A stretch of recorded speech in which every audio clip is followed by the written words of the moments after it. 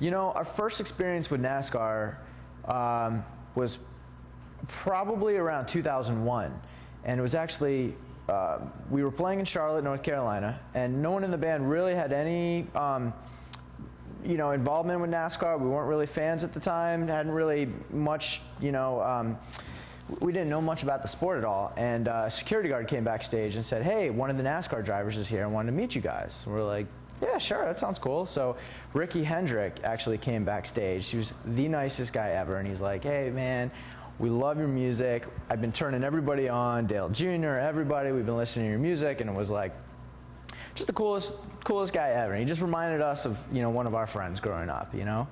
So flash forward a couple years, and we were doing an appearance on David Letterman our first time. We were really excited. And one of the guests, like we were the band, and the guest on the show was Dale Earnhardt Jr. So we were like, wow, I remember a couple years ago they said he was a fan. I don't know if that's really true or not, but why don't we bring some t-shirts and CDs and see if maybe we can introduce ourselves and give him a little goodie bag, you know? So we're all standing backstage in the green room at Dave Letterman, and we're trying to figure out if we should go up and knock on his door and how to quite approach this. And then we get a knock on our door, and it's actually his manager, and he's like, hey, Junior's a big fan, he wanted to meet you guys. And we're like, seriously? All right, that's so cool. So from there,